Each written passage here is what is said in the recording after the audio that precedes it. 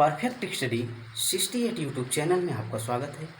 आज आप पढ़ने वाले हैं फिजिक्स अर्थात विज्ञान क्लास 10th का जो 30% छोड़ करके कोर्स है या क्या क्या आपके कोर्स में आपको इस वर्ष नहीं पढ़ना है। कोविड-19 महामारी के कारण आपको क्या क्या नहीं पढ़ना है, इसकी संभावित सूची हम आपके सामने प्रस्तुत कर रहे हैं।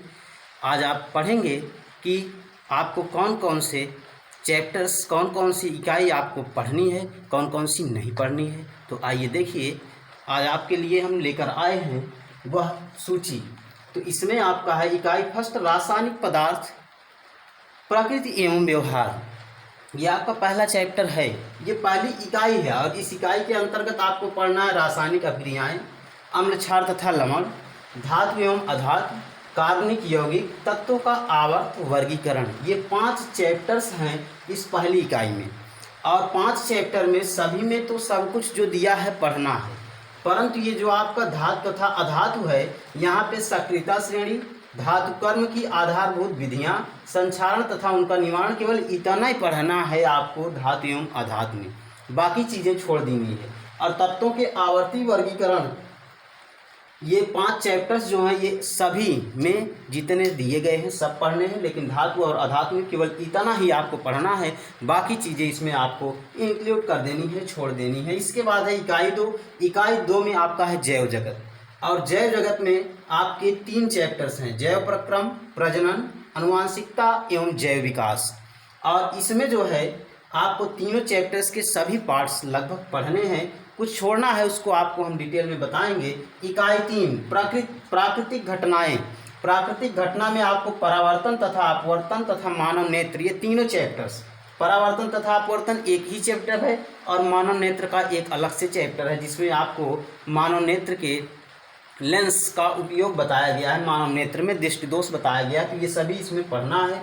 इकाई 4 में विद्युत का प्रभाव, विद्युत धारा का चुंबकीय प्रभाव, ये दोनों चैप्टर्स पढ़ने हैं और इन दोनों चैप्टर्स में जो छोड़ना है अभी आपको हम नीचे बता रहे हैं। इकाई 5 में आपका है प्राकृतिक संसाधन और प्राकृतिक संसाधन में ऊर्जा के स्रोत, हमारा पर्यावरण, प्राकृतिक संसाधनों का प्रबंधन। इतना ये 3 चैप्टर्स हैं इकाई 5 में और तीनों चैप्टर्स में क्या क्या छोड़ना है ये आपको हम नीचे बता रहे हैं। देखिए, ऊर्जा के स्रोत, ये पहला चैप्टर जो आपका है इकाई 5 का, इसमें आपको बायोगैस नहीं पढ़ना है। हमारा पर्यावरण, ये जो है इसमें आपको पारितंत्र, ओजोन परत का अपक्षयन, ये नहीं पढ़ना है। और अपवर्तन जो अभी आपका यहाँ था, अपवर्तन में आपको आवर्धन लेंस की क्षमता, प्रकाश का प्रकीर्णन तथा इनके दैनिक जीवन में अनुप्रयोग, ये नहीं पढ़ना है। नीचे जो लिखा गया ये नहीं पढ़ना है।